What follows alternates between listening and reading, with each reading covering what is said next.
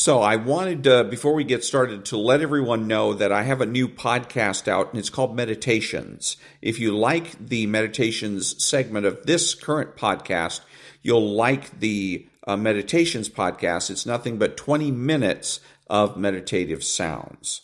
And now, on with the podcast. Americans love scenery. We want to see it all, from one coast to the next, Mount Rushmore down to the Everglades. So hop into a Chevy Malibu and take the scenic route. It's the car you knew America could build. There's a place where people count on friendships they can trace back generations, where they can count on the same stool at the coffee shop waiting for them every morning. This place is called Glen Ellen, and you can find it in every bottle of Glen Ellen wine. This is craft brewed Herman Joseph's, the smoothest, easiest drinking specialty beer in the entire solar system. And I believe you'll find drinkable in the dictionary right after don't order a beer you can't drink. Zoingo! Boingo! The freestyle pogo with more boing, more bounce. Bounce further, bounce higher with Zoingo Boingo. To see what makes Arrowhead Mountain Spring water different from those other waters, you have to go back to the source. And with Arrowhead, that means going back a little farther and longer than most. Between security challenged and security strengthened, there's one important word: how. And it is the how that makes all the difference to our nation and our world. Lockheed Martin. We never forget who we're working for. What makes Kraft Singles so good? 2 out of every 3 kids don't get the recommended amount of calcium. But with Kraft Singles, they get a good source of calcium and the taste they love.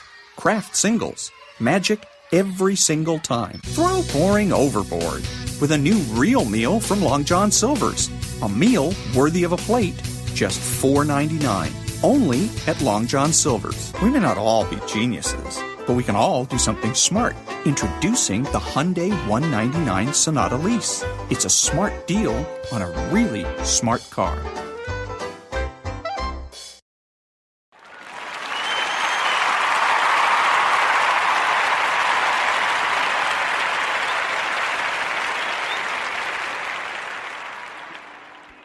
And then I remember I got 1B in a class. And I came home, my dad was like, "Kids getting B's in school? It's the end times."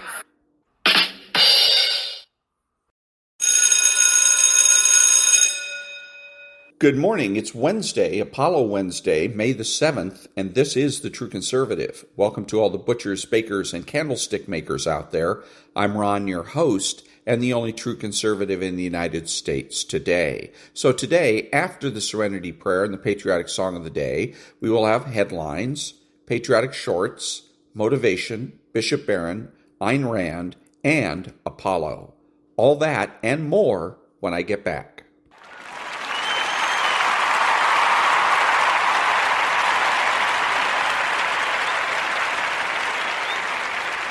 God, grant me the serenity to accept the things I should not change, the courage to change the things I should, and the wisdom to know the difference. Amen.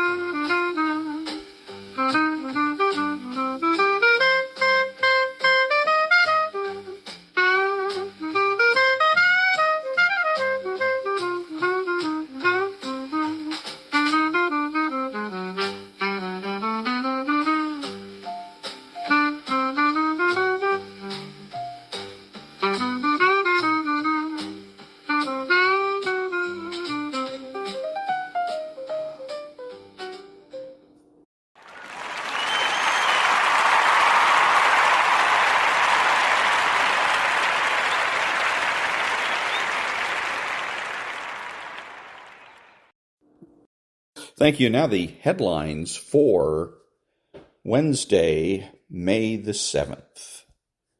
Food maker eliminating synthetic dyes from ingredients by end of May.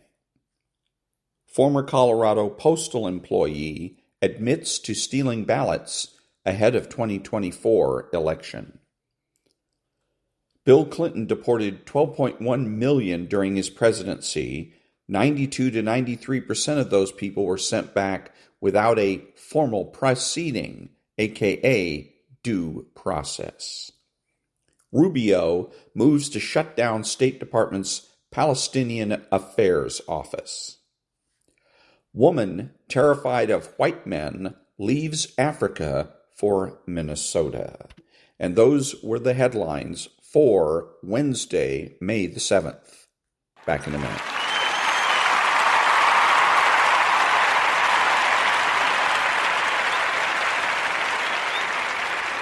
Thank you. And now the political corner. Y'all, Donald Trump is my president. Donald Trump is my president. I'm telling y'all, this is the best president ever in my lifetime. He really is. I just love his boldness. I love how he is an alpha male. I love his character. I watched when the Prime Minister of Canada got elected. I watched that man talk cash money about Trump. Everything he's going to say, everything he's going to do. And so today I'm watching Trump. He invited him to the White House. You know, since you're going to do all that and say all that, why don't you come to the White House? And let's just say this in front of everybody. Let's get to know each other in front of everybody. Yeah, I'm watching the Prime Minister of Canada sit there like a little schoolgirl. I'm watching President Trump tell him, we don't need you. You need us. Donald Trump is my president. This is exactly what the United States needs. And that was the political corner. Back in a minute.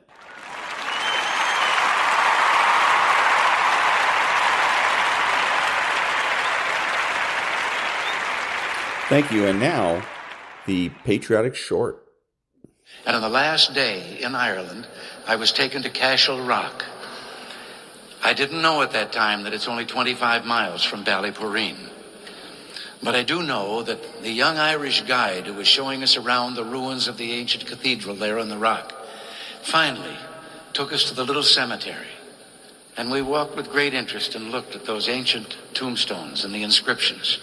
And then we came to one. And the inscription said, "Remember me as you pass by, for as you are, so once was I. But as I am, you too will be, so be content to follow me." And that was too much for the Irish wit and humor of someone who came after, because underneath was scratched, "To follow you, I am content. I wish I knew which way you went." And that was the patriotic short.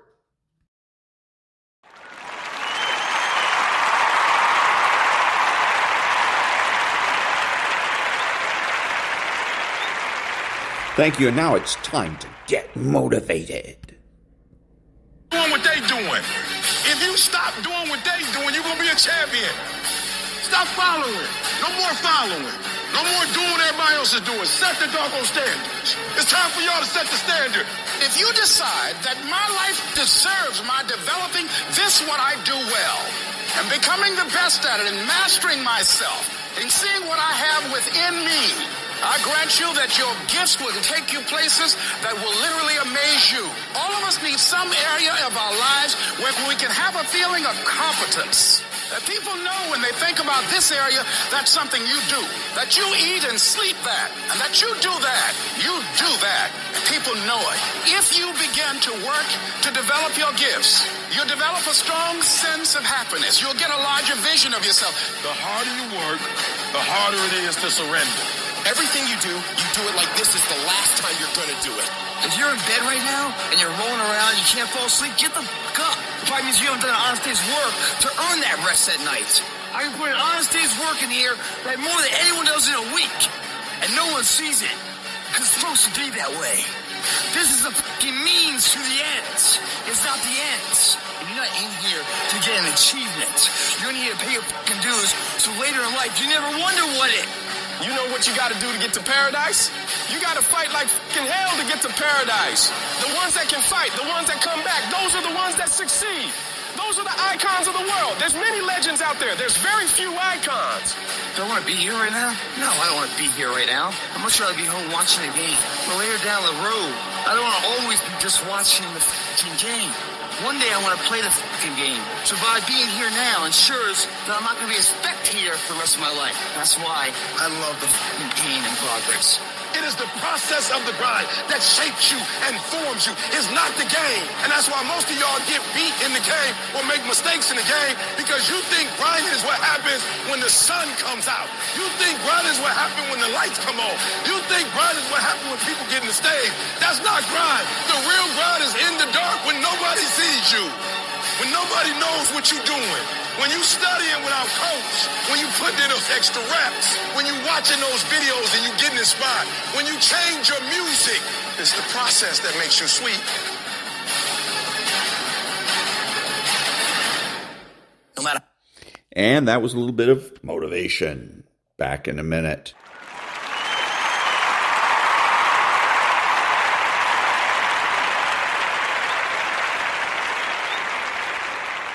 Thank you, and now a little bit of meditation.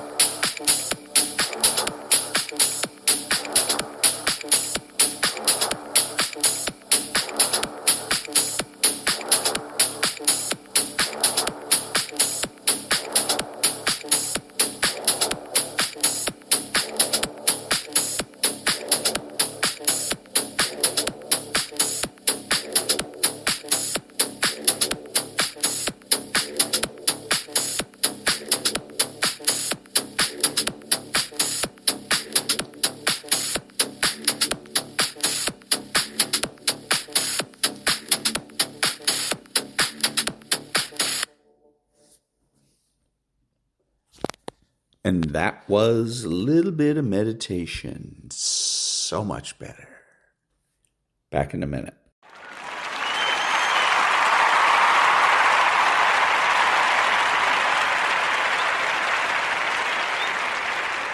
Thank you. And now, the Daily Stoic.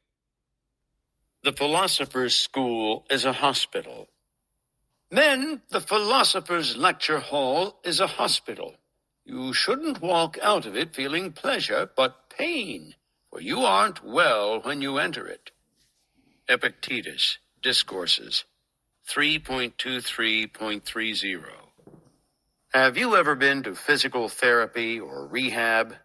No matter what the name implies or how many people you see lying about getting massages, it's not a fun place to be. It turns out that healing hurts. The trained experts know exactly where to exert pressure and what to subject to stress, so that they can strengthen where the patient is weak and help stimulate the areas that have atrophied. Stoic philosophy is a lot like that. Some observations or exercises will touch one of your pressure points. It's nothing personal. It's supposed to hurt. That's how you'll develop the will to endure and persevere through life's many difficulties. And that was the Daily Stoic. And now, His Excellency, Bishop Robert Barron. Why exactly is the sacrament of confession necessary for the forgiveness of mortal sins? To be perfectly clear about it, can one receive the forgiveness of God apart from the sacrament of confession? Yes, we would say with a perfect act of contrition. God is not constrained by the sacraments of the Catholic Church, but rather God has deemed that this is the ordinary means by which he wants to express his forgiving love to his people. So strictly speaking, if you want to use the word necessary, it wouldn't exactly apply. I would say there's a kind of sacramental necessity about it, because God has so determined this is the way he wants to express his forgiving love to his people. And that's, of course, grounded in Jesus himself, who is the font and the source of forgiveness. The sacrament is simply the priest operating in the person of Christ who's offering the Lord's forgiveness. And that was His Excellency Bishop Robert Barron. And now, the Ayn Rand thought of the day. Quote, so long as a concept such as the public interest is regarded as a valid principle to guide legislation, lobbies and pressure groups will necessarily continue to exist. Since there is no such entity as the public, since the public is merely a number of individuals, the idea that the public interest supersedes private interests and rights can have but one meaning, that the interests and rights of some individuals take precedence over the interests and rights of others, unquote. And that was Ayn Rand from the chapter, The Pull Peddlers, from the book, Capitalism, the Unknown Ideal. Back in a minute.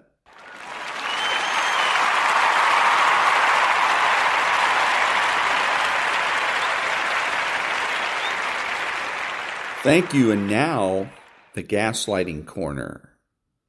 I'm a sociopath, and this is why you don't want my diagnosis. Do you think you could handle intense bouts of rage, inner thoughts that you could never talk to anyone about, so much boredom that you'll go bankrupt trying to fill the void? All of these combined leads to a depression so bad you'll be rotting in your bed for a week. People think that sociopathy is all things roses and Patrick Bateman, running a Ponzi scheme over here and burying your parents in the backyard over there. Look, I aspire to that. Reality is, if you don't keep yourself in check, you'll go to prison. You have to navigate this world without empathy. Most people are internally guided by their conscience. Luckily, I don't have that. But if I'm about to do something really terrible, I hear my mum's voice in the back of my head. I guess this is why I'm not in prison yet.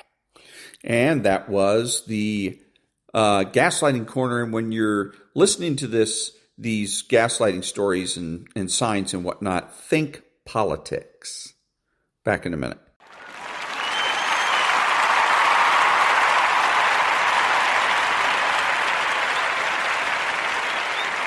Thank you. Now, Stu.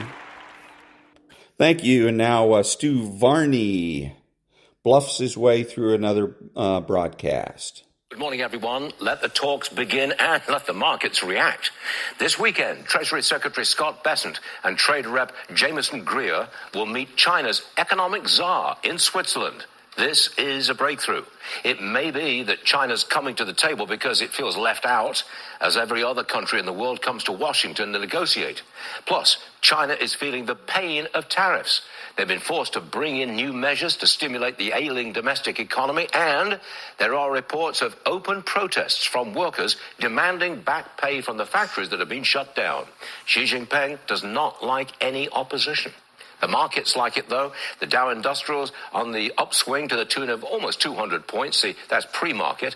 S&P up 19, the Nasdaq up 51. Now, remember, the Federal Reserve announces its interest rate policy this afternoon. No cut is expected, but China cut rates.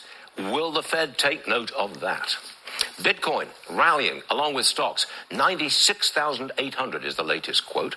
Interest rates, not that much change. The 10-year yield at 4.32 and the 2-year, last time I checked, was 3.81. Okay, now it's 3.82. Back to the stock market and look at Disney. That stock is up, let's see now, we've got a 9% gain. They have agreed to a new theme park in Abu Dhabi. Politics. The Democrats scramble to blame Trump for the flight delays and cancellations up and down the eastern seaboard. But Transportation Secretary Sean Duffy, he's got a plan to fix the problems that were ignored during the Biden years. During his White House meeting with Canada's Mark Carney, the president said, quote, "We will have a very, very big announcement to make. I won't tell you on what, but it is really, really positive," end quote. He said he would make the announcement before he leaves for Saudi Arabia next week. On the show today, non-alcoholic drinks are appearing on restaurant menus, but are they selling? Bar rescue guy John Taffer will tell us. And what about those cannabis drinks? Can you buy them at the bar? We're going to take you to Rome, where the cardinals are now in conclave. We are told that before they were secluded, some watched the movie Conclave. They wanted to know how the papal vote works. Wednesday, May 7th, Skilled Workers Day, by the way. Varney and Company is about to begin.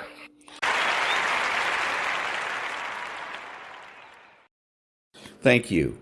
Now, what does the phrase, "if you're explaining, you're losing," mean? This was said by Ronald Reagan, speaking of political campaigns. From the perspective of your audience, if you have to explain yourself, you come off looking desperate to convince. As a consequence, you lose the high ground. From a more philosophical perspective, if you have a clear conscience and strong conviction towards the positions you take, your values, truth, and direction, you don't need the opinions or consent of others. As a consequence, you don't need to explain yourself. However, if you yourself are not convinced of the validity and truth of your position, or you can't fully justify your choices, then you continue to expel words in an attempt to create the illusion of certainty. Back in a minute.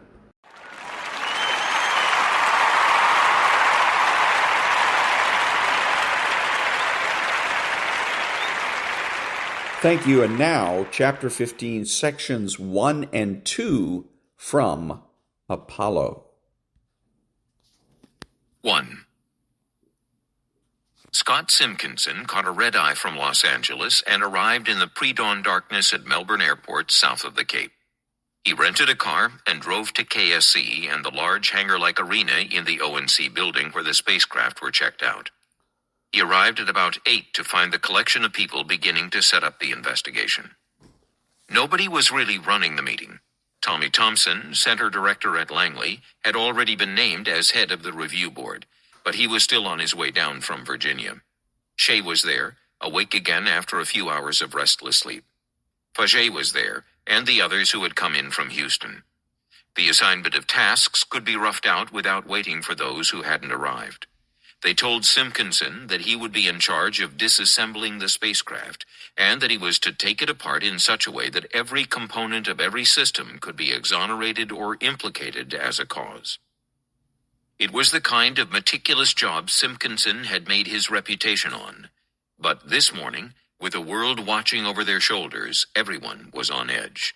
They kept emphasizing to Simpkinson that he must find a way to disassemble O12 without destroying even a fragment of potential evidence. Simpkinson had never liked people telling him his job, and after putting up with this for a while, getting more and more irritated, Simpkinson left for Pad 34. By the Saturday morning after the fire, a thick blanket of security had already been pulled over the Cape. Entry into the Merritt Island Reservation was open only to people with high-priority official business. Launch Complex 34 was off-limits to anyone who was not directly involved in the investigation. Nobody got to level A8 of the umbilical tower except someone like Simpkinson. He was alone as he took his first look at O12. He touched nothing, of course. No one had touched anything except for the medical team who had removed the bodies of the astronauts in the early hours of the morning. A grisly job made worse because the heat had melted the material in the suits and fused it to the couches and the cabin floor. Even looking into the spacecraft from outside the hatch, however, revealed the problem he faced. Everything had to be examined first without being touched, but the interior of the spacecraft had been baked into a friable crust. Simpkinson's dilemma was that he couldn't get into the spacecraft without messing it up, and he couldn't examine it without getting into it. Simpkinson shivered in the chill January morning, waiting for an idea. Finally, he got back into the elevator and went looking for Sam Bedingfield. Like many of the staff at Kennedy that morning, Bedingfield had worked through the night, grabbing a catnap on his desk as dawn broke. He was a pyrotechnics expert, and sitting atop the ruined spacecraft at Pad 34 was a fully operational Apollo escape rocket. No one knew how badly the support structure of the escape rocket had been weakened by the fire, and no one wanted to find out what would happen if the structure collapsed. Bedingfield's job during the night had been to rig the crane on the launch tower so that it took the weight of the escape rocket off the spacecraft. He still had to decide how to detach the struts of the escape rocket from the body of O12 without jostling anything. Simpkinson had known Bedingfield from the old days. In fact, Simpkinson had interviewed the young Air Force flight test engineer when he had applied for a job at the Cape back in 1959. Later, he had sent Bedingfield to Picatinny Arsenal to study pyrotechnics. They hadn't worked together since Mercury, but Simpkinson remembered Bedingfield as one of the few guys I could give a job to and it got done. And so it came about that Bedingfield found himself drafted for membership on the disassembly panel. Simpkinson and Bedingfield returned to the ONC building to figure out how to get into the spacecraft. By the end of the day, they had come up with a solution. They would use the 4 vertical struts on the outside of the spacecraft that supported the launch escape tower as the suspension points for a cantilevered lucite floor. The floor would be hinged like an end table so that it could fit inside the hatch of O12 and then be unfolded to cover the interior of the spacecraft. That way the investigators could crawl on hands and knees around the interior, looking and photographing but not touching anything. If you wanted something made, it got made before you could blink an eye, recalled Simpkinson. All the resources and every employee of the Kennedy Space Center, as well as any of the other centers and the contractors, were at the disposal of the investigating teams day or night. Simpkinson wanted a lucite floor, cantilevered but strong enough to hold the weight of a few men at a time, sculpted to fit the inside of the spacecraft, hinged.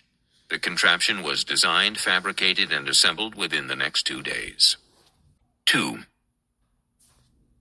Joe Shea went from the meeting in the ONC building to the offices in the front of the building to brief Bob Siemens, who had just arrived. By that time, Shea was able to recite to Siemens a large number of things that probably hadn't caused the fire. The actual cause remained mysterious. Shea also ordered that spacecraft O14 out at Downey be shipped to the Cape. O14 was nearly a duplicate of O12. It would be used for practice in taking apart the burned spacecraft. Those tasks out of the way, Shea went back to the working area in the ONC where endless strips recording the data from Friday's countdown demonstration test, CDDT, now papered the walls. It was there that Shea, with Slayton and a handful of others, first listened to the recording of the astronauts' voices in the last moments. Everyone in the room was carefully clinical. Had the astronauts had any earlier indications of problems? No evidence of that on the tape. Perhaps more sophisticated analysis might be able to tease it out. Shea spent the rest of that Saturday arguing about the schedule with Miller and Phillips and Gilruth. The fire was going to set them back. Miller wanted to make up the time. The easiest way to do it would be to put the all-up philosophy to work again. Instead of flying a repeat of the Grissom mission, Grissom's crew was to have orbited the Earth in a command module without a lunar module aboard. Miller argued for skipping it and going directly to an Earth orbit test of both the command module and the lunar module. Gilruth was opposed. If Apollo 1 had been a useful mission, and if it wasn't, why risk 3 men, then they owed it to the program and to the memory of the lost crew to do the mission. It was ultimately an emotional argument, Shea thought, but Gilruth's strategy was right for the wrong reasons. Shea had been part of the trauma at Houston just 24 hours ago. The next flight was going to have everybody on edge anyway. Adding a lem to the first mission after the fire would be an unnecessary stress on an organization that was already scraped raw. Make it as simple as possible, Shea thought. Use a Block 3 CSM on the first flight, but leave the lem behind. Shea found himself taking Gilruth's side against Miller, which didn't happen often, and the arguments on my side were all qualitative, non-analytic, the worst kind to try to win with Miller, Shea said. Miller was intransigent at first, but Gilruth and Shea kept at it. At 2 a.m. on Sunday, Miller went to bed saying perhaps it could be worked out. Shea, who had now been functioning almost continuously since he had had breakfast with the Apollo 1 crew on Friday morning, still couldn't sleep. He stayed up again until 4, talking with Sam Phillips. By 8 Saturday morning, Shea, Miller, Gilruth, and Phillips were conferring again, pinning down the details of their decision of the night before. It was a 3-hour job, finally ending with agreement that the next flight would be a Block 2 CSM. Grumman would get some breathing space in its schedule, but the all-up test for the Saturn V, Miller's central concern, would go ahead as planned. Next question. Who would represent the Office of Manned Spaceflight during the investigation of the fire? Miller was head of manned spaceflight for all of NASA, but he couldn't do it. He would have to stay in Washington to represent OMSF with the administration and Congress. Sam Phillips, Miller's deputy and head of the Apollo program office at headquarters, was the logical alternative. Phillips had already said so to Miller, but Shea wanted the job for himself. He proposed a break and took Miller aside. ASPO was his responsibility, Shea told Miller, and ASPO was going to take responsibility for the fire. But if ASPO was going to take responsibility, then the guys from ASPO had to be the catalysts to solve the problem. That was the only way for them to work through this thing. So Shea had to be OMSF's lead man. Shea added that he wasn't going to sleep anyway until I understood what had happened. For the second time in 24 hours, Miller accepted an argument based on emotional considerations. Shea had the job. At mid-afternoon on Sunday, Shea left for Houston, and still, after almost 48 hours, his work for that weekend wasn't done. He went home, changed, and spent the rest of Sunday with his wife, driving from home to home in Clear Lake, visiting the widows of Gus Grissom, Ed White, and Roger Chaffee. Then, back to the Cape. Early Monday morning, he threw himself into the investigation with an intensity that eclipsed even his previous episodes on the Titan and Apollo. He was on high blower, he would say later, a jet on afterburner. He broke off only once during the first week to return to Houston to brief a meeting of the Apollo contractors. What is done, Shea began, and he clicked off a brisk summary of where the program stood. He discussed how they must guard against overreaction. He concluded with a call to do better as fulfillment of their obligation to the dead crew. The speech was balanced and disciplined, dispassionate without being cold, optimistic without being sanguine. Siemens watched him and thought that the words sounded fine, but that Shea looked exhausted. Something in Shea's tone bothered Deke Slayton, too. He telephoned Shea at home that night just to say he had heard the speech and was worried that Joe might be taking the accident too personally. He shouldn't do that, Slayton said. Everyone had confidence in him. Shea thanked him for his concern and went back to the meeting he was having in his living room with Charles Berry, the chief of the medical division. Shea got to bed about midnight. He was up before dawn to catch a plane back to the Cape. On the way to the Cape after the speech to the contractors, he wrote down in his technical diary an 11-point agenda for getting the program back on track. At the end of it, he wrote a note to himself. I may be over-optimistic, as usual, but the above seems like it is so obvious now that it has to go. Get memo dictated in detail today and assignments going. Begin to focus board redesign suggestions so good guys can concentrate. And that was Chapter 15, Parts 1 and 2 from Apollo by Charles Murray and Catherine Bly Cox. Back in a minute.